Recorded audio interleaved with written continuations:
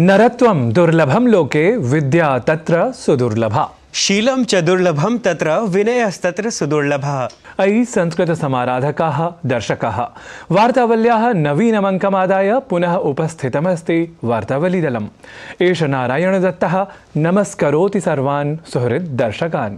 अहं नीतीश भारद्वाजः अपि अभिवादनपुरस्सरं स्वागतं करोमि भवद्भ्यः सर्वेभ्यः संस्कृतिप्रियेभ्यः दर्शकेभ्यः। नीतीश, वार्तावल्यां विभिन्नप्रभागेषु सर्वादौ विविधज्ञानसंवलितं सुभाषितं प्रस्तूयते। सतां संगतेः परिपालनं सज्जनानां भवति कर्तव्यं ननु? तर्हि अद्य सज्जनानां गुणख्यापकं हिन्द्याङ्ग्लानुवादयुतं ससङ्गीतम् आस्वादयामः। सुभाषितमेतत्। काठिन्यं गिरेषु सदा मृदुता सलिले ध्रुवा प्रभा सूर्ये वैराम सज्जन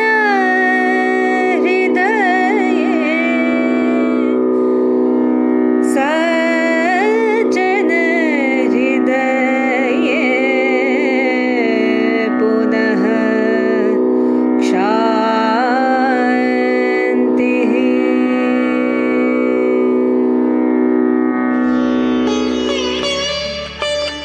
पर्वतों में कठिनाई तथा जल में मृदुता और सूर्य में शाश्वत प्रभा होती है। इसी प्रकार दुष्ट व्यक्ति के हृदय में सदैव वैर भाव, जबकि सज्जन व्यक्ति के हृदय में सदैव धैर्य और क्षमा की भावना विद्यमान रहती हैं। There is always firmness in the mountains, softness in water, and eternal brightness in sun. Similarly, there's always enmity in the mind of a wicked person, whereas tolerance and patience in the mind of a noble and righteous person. साधु शिक्षाप्रदं सुस्वरभूषितं चासीत् सुभाषितमेतत्। एतदर्थमेव सुभाषितानां महत्ता सर्वविदिता एव। सत्यमेव। अपि च सुभाषितानाम् अनुपालनेन जीवने परिवर्तनमपि आयाति। दर्शकाः एतेन सहैव अधुना क्रमः आयातः प्रवाहिवार्तानाम्। एतस्मिन् प्रभागे भवन्तः द्रक्ष्यन्ति गतसाप्ताहिकीः देशे विदेशे च घटिताः विविधाः महत्त्वपूर्णघटनाः। प्रस्तूयन्ते इमाः प्रवाहिवार्ताः। प्रधानमन्त्री नरेन्द्र मोदी दृश्यश्रव्य माध्यमेन विकसित भारत संकल्पयात्रायाः लाभार्थिभिः समं संवादं कृतवान्। अथ राज्येषु विकसित भारत संकल्पयात्रा प्रयाणाय दर्शितवान् हरितपताकाम्। दिसम्बर मासस्य 16 दिनाङ्के विजयदिवसः आचर्यते। भारतीयसेनायाः स्वर्णिम विजयगाथा दिनमेतत् भारतस्य ऐतिहासिकं विजयं स्मारयति। गतशताब्द्याः 71तमे वर्षे एतस्मिन् दिवसे एव पाकिस्तानस्य 39,000 सैनिकाः ढाकानगरे भारतीयसेनासमक्षम् आत्मसमर्पणं कृतवन्तः आसन्। अथ बाङ्ग्लादेशेन इतः एव लब्धमासीत् स्वातन्त्र्यम्। एतत् द्वितीयविश्वयुद्धानन्तरं बृहत्तमं सैन्यात्मसमर्पणमासीत्। त्रिदिवसीयायै भारतयात्रायै प्राप्तस्य ओमान सुल्तान पदासीनस्य हैथम बिन तारिक इत्येतस्य राष्ट्रपतिभवने औपचारिकं स्वागतं समाचरितम्। राष्ट्रपतिना द्रौपदी मुर्मू वर्यया प्रधानमन्त्रिणा नरेन्द्र मोदिना समं तदीयः मेलनकार्यक्रमः नियतः अस्ति। इतः पूर्वं सः विदेशमन्त्रिणं डॉक्टर एस जयशंकर वर्यमपि मिलितवान्। मध्यप्रदेश, छत्तीसगढ़, राजस्थानेषु नवमुख्यमन्त्रिणां शपथग्रहण समारोहः अभवत्। मध्यप्रदेशे डॉक्टर मोहन यादवः, छत्तीसगढ़े विष्णुदेवरायः अथ जयपुरे भजनलाल शर्मा मुख्यमन्त्रित्वेन पदगोपनीयतायाः शपथं गृहीतवन्तः। त्रिषु अपि शपथग्रहण समारोहेषु प्रधानमन्त्री नरेन्द्र मोदी सम्मिलितः अभवत्। लोकसभायाः कार्यजाते सति बुधवासरे युवकौ अकस्मादेव दर्शकदीर्घातः कूर्दितवन्तौ। एतद् घटनाकाले लोकसभायां भाजपादलस्य सांसदः खगेन मुर्मू स्ववार्ताः प्रकाशयति स्म। लोकसभा सचिवालयस्य अनुरोधे गृहमन्त्रालयेन संसत् सुरक्षा प्रकरणे निरीक्षणाय निर्देशाः ख्यापिताः। तदर्थं समितिः च संघटिता। इसरो इत्येतस्य अध्यक्षः डॉक्टर एस सोमनाथः उक्तवान् यत् 35-द्विसहस्राब्दं यावत् भारतं स्वदेशी भारतीयान्तरिक्षसंस्थात्रस्य निर्माणम् आरप्स्यते। तेन उक्तं यत् योजनायाः अनुसारं 40-द्विसहस्राब्दं यावत् भारतीयान्तरिक्षयात्रिणः चन्द्रमसि अवतारणाय कार्यं सम्पद्यते। काशी तमिल संगमम इति विशिष्ट रेलयानं शुक्रवासरे चेन्नई MGR सेंट्रल स्थानकात् काशीं प्रति स्वयात्राम् आरभत। तमिलनाडोः राज्यपालः RN रविः एतत् प्रथमं रेलयानं हरितपताकां प्रदर्श्य प्रैषयत्। सम्पूर्ण सप्ताहस्य महत्वपूर्ण घटनाः विज्ञाय अधुना क्रमः वृत्तप्रस्तुतेः। किमस्ति विशिष्टम् अद्यतने वृत्ते नितिशा? अद्य वयं प्रस्तुमः 22 वर्षेभ्यः पूर्वं दिसम्बर मासस्य 13 दिनाङ्के लोकतन्त्रस्य मन्दिरे अर्थात् संसदि घटितस्य आतङ्क्याक्रमणस्य विषये स्वीयवृत्ते। दर्शकाः, आसन् तदा संसद्भवने भारतस्य तात्कालिकः प्रधानमन्त्री अटल बिहारी वाजपेयी अथ अनेके गणमान्याः नेतारः च। अस्मिन् आक्रमणे अस्माकम् आरक्षिणः अपि हुतिङ्गताः जाताः। तेभ्यः सर्वेभ्यः नः श्रद्धाञ्जलयः। सुहृद्दर्शकाः, अनेन वृत्तेन जानीमः तावत् कथमेतद् आसीत् आक्रमणं, कथं च अस्माकं सैनिकाः लोकतन्त्रमन्दिरं किं वा सर्वमेव रक्षितवन्तः।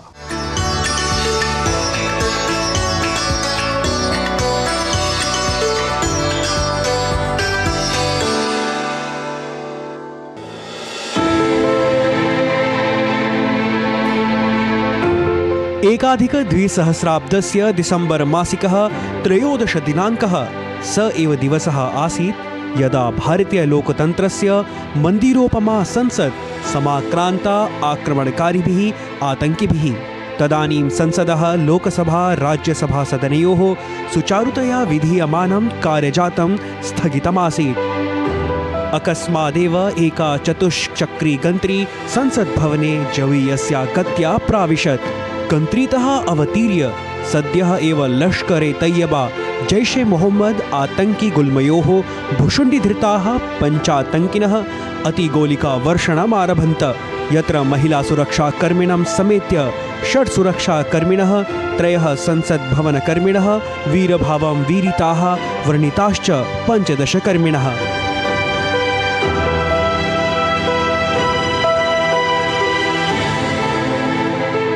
कस्मिन् क्षणे का गोलिका कदा प्राणान् हरेदिति भीतिरासीत् तत्रोपस्थितेषु जनेषु।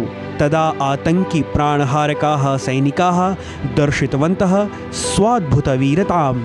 एतस्य परिणामः एव सामरिकजयसिद्धिसाधकाः सैनिकाः 30 कलासु तान् पञ्चातङ्किनः व्यापादितवन्तः। एतस्मिन् भयावहे संसदाक्रमणे संलिप्तान् दोषिणः विज्ञाय षड्यन्त्रकारिषु मुख्यः अफजलः निगडितः, मृत्युदण्डेन च सेवितः। आक्रमणघटनान्ते संसत्सुरक्षायै सुदृढीकृतायै सुरक्षाबलैः विशेषप्रावधानानि पुनर्विधाय सिद्धं लोकमन्दिरम् अभेद्यम्। एतस्य संसदि आतङ्क्याक्रमणस्य देशेन सद्यः एव 22 वर्षपूर्तिः संस्मृता, यत्र उपराष्ट्रपतिना, राज्यसभापतिना, प्रधानमन्त्री नरेन्द्रमोदिना, लोकसभाध्यक्षेण अनेकैश्च मन्त्रिभिः सांसदैः मन्दिरसंरक्षायै मर्यादाभावनायै च वीरभूतसैनिकेभ्यः नवसंसदि श्रद्धासुमनांसि समर्पितानि। इत्थं संसद्भवने वीरताङ्गतान् सुवीरान् तेषां राष्ट्रसेवां सर्वोच्चबलिदानं चोद्दिश्य कृतज्ञाः भारतीयाः सदा स्मरन्तो नमन्तो भविष्यन्ति। अथ भारतं प्रति अक्षिनिकोचेऽपि अस्तित्वं धूलिसात् सम्पत्स्यते इत्येवं सततं सन्देशं प्रसारयिष्यन्ति। वार्तावलिवृत्तं DD न्यूज़।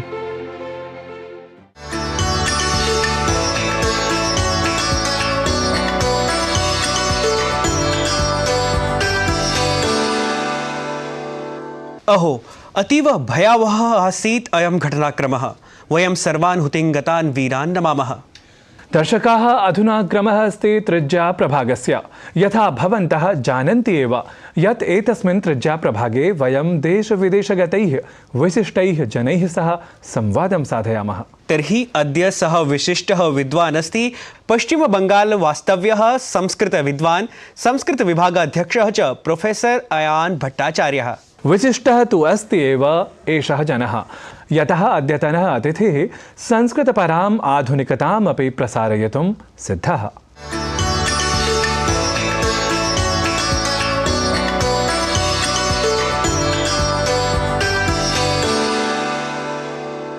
नमस्ते डॉक्टर अयान् भट्टाचार्य महोदय, वार्तावली कार्यक्रमे भवतः हार्दिकं स्वागतं करोमि।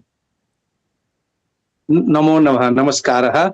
महोदय, भवतः शैक्षिकं विवरणं वीक्ष्य एतद् अवगतं यत् भवतः अध्ययनाध्यापनं सम्पूर्णतः संस्कृतेन सञ्जातं।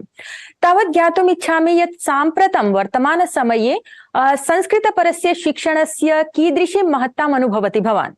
यस्मादहं पश्चिमबङ्गप्रदेशे अध्यापयामि, अत्र इदानीं संस्कृतछात्राः अधिकतया संस्कृतं पठन्ति।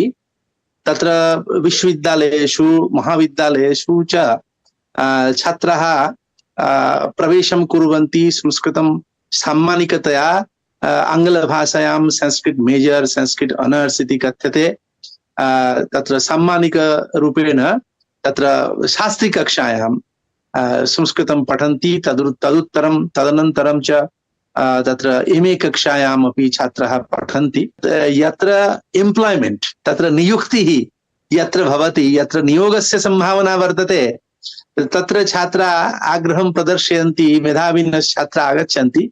तत्र एतदपि ज्ञातुम् इच्छामि यत् संस्कृतसम्बद्धासु अनेकासु समितिषु भवान् सदस्यत्वेन संस्कृतस्य उन्नयनार्थं कार्यं समाचरति।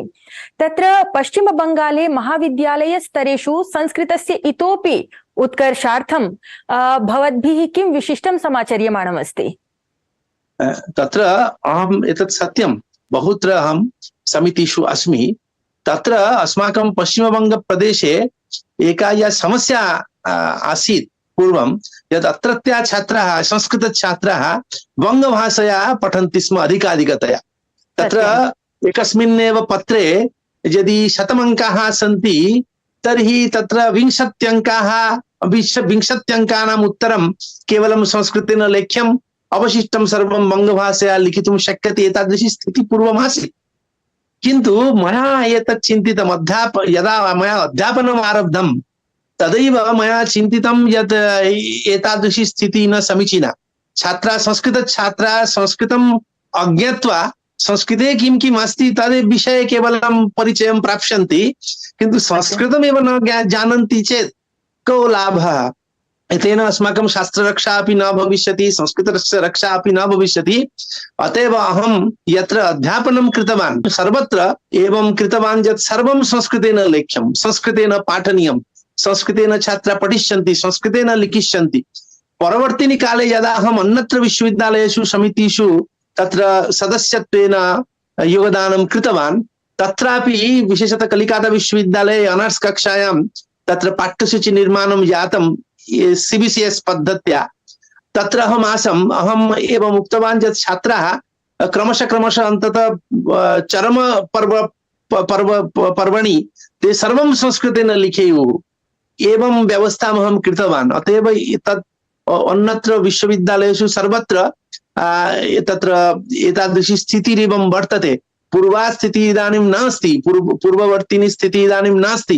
इदानीं सर्वत्र प्रायशः पश्चिमबङ्गस्य विश्वविद्यालयेषु महाविद्यालयेषु छात्राः अधिकाधिकतया संस्कृतेन लिखन्ति। एमए कक्षायां तु सर्वं संस्कृतेन लिख्यं भवति छात्रैः इदानीम्।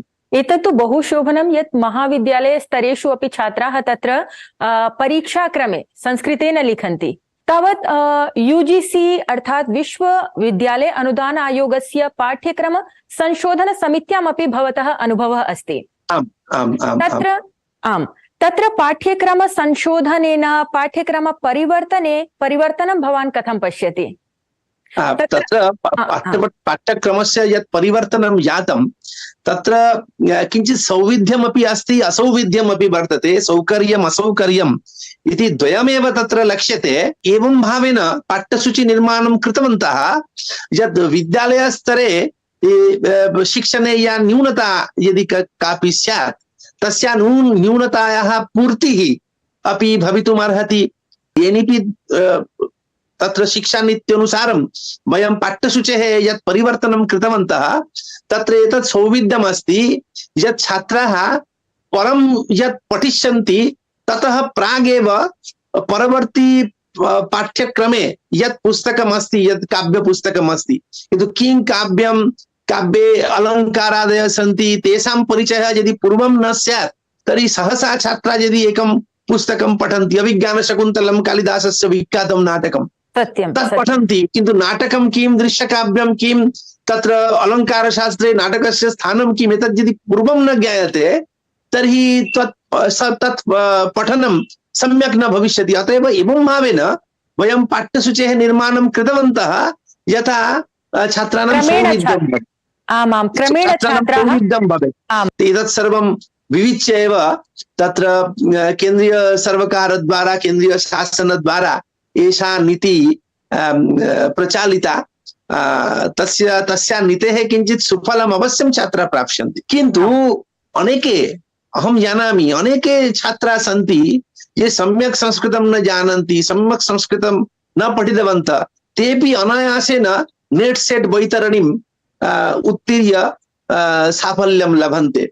अध्यापक पदलाभार्थमपि आवेदनं कुर्वन्ति, किन्तु अहं चिन्तयामि तेन योग्याः कथं, तत्र MCQ तत्र पद्धत्या परीक्षा भवति, तत्र किमपि उत्तरं चितं स्यात्, भाग्यात् यदि तत् शुद्धं भवति ते मानम् अङ्कं प्राप्नुवन्ति, किन्तु एतेन तेषां योग्यतायाः सम्यक् परीक्षणं न भवति।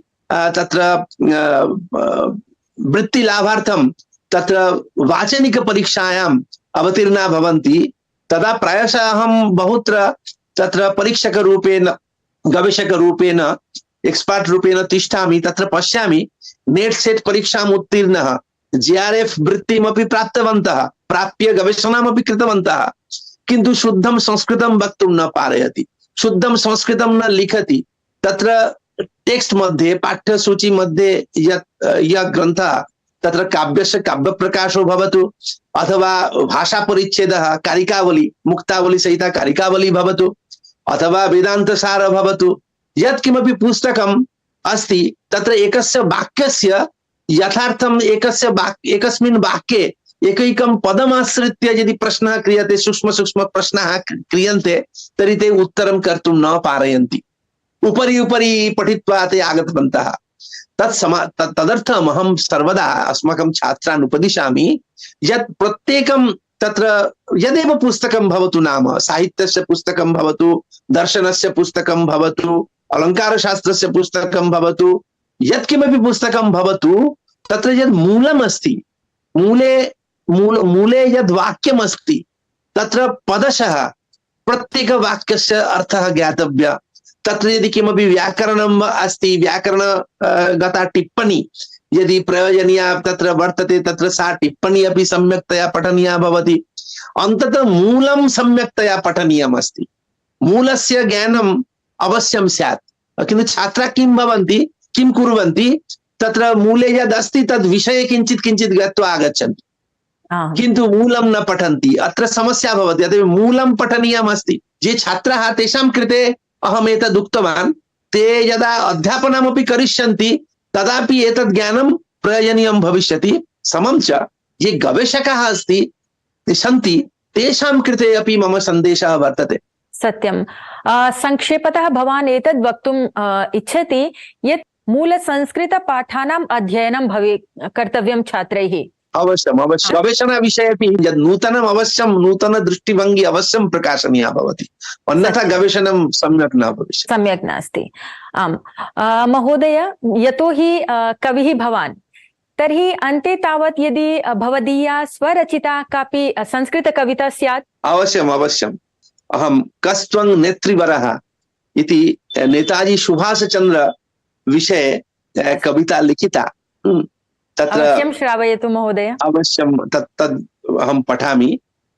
तत्र कस्त्वं भानुरिवोदितः सुनिबिडध्वन्ताभिभूताम्बरे भाविर्भारतमानसे सुकटिनं जाड्यं हिमङ्गालयन् शौर्यव्याज सरोजिनीं विकचयं तारुण्यरागोज्ज्वलां भीहीनं शुभबोधहंसमः स्वच्छन्दतश्चारयन्। आङ्ग्ल नववर्ष दिनम् आगच्छति, तद्विषये एका कविता अपि वर्तते। नवार्क भाषा नवार्क प्रभाभासिते विश्वनीडे प्रभाते प्रबुद्धे जगद्वासी वृंदे स्वजाति स्ववृत्ति स्वधर्म प्रभिन्ने नवे वत्सरे संहतिं कामहेहं प्रयातु क्षयं दैन्य दुःखं समेषां नवे वत्सरे सौभगं कामहेहम्। अत्र मम आमन्त्रणं जातं वार्तावली कार्यक्रमे, तदर्थम् अहम् आयोजकेभ्यः साधुवादं धन्यवादं च ज्ञापयामि। अपि च ये श्रोतारः सन्ति तान् उद्दिश्य मम अयं सन्देशः यत् एषः यः वार्तावली कार्यक्रमः वर्तते तेषां समेषां कृते अयं कार्यक्रमः महते उपकाराय भविष्यति। एतदर्थं सर्वे अवश्यं एतत् वार्तावली कार्यक्रमद्वारा यः सम्प्रचारः भविष्यति तत्र सर्वे सावधानं श्रवणं कुर्वन्तु, योगदानं कुर्वन्तु इति मम सन्देशः। बहु समीचीनं महोदय। भवतः विचारैः अस्माकं संस्कृतानुरागिणः दर्शकाः, छात्राः, अनेके विद्यार्थिनः अवश्यमेव लाभान्विताः भविष्यन्ति इति मे विश्वासः। वार्तावली कार्यक्रमाय भवता समयः प्रदत्तः, स्वीयविचाराः संविभाजिताः अस्माभिः सह, तदर्थं भवते भूयो भूयः धन्यवादाः। नमस्ते। नमस्कार।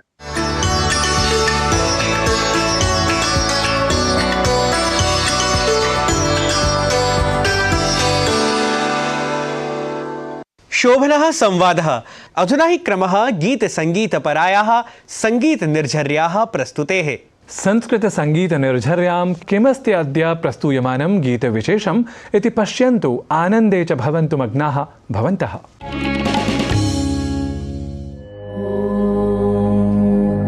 आप्यायन्तु ममाङ्गानि वाक् प्राणश्चक्षुश्रोत्रमथो बलमिन्द्रियाणि च सर्वाणि सर्वं ब्रह्मोपनिषदं माहं ब्रह्म निराकुर्याम् मा ब्रह्म निराकरोद निराकरणमस्त्वनिराकरणं मेस्तु तदात्मनि निरतेय उपनिषत्सु धर्मास्ते मयि सन्तु ते मयि सन्तु।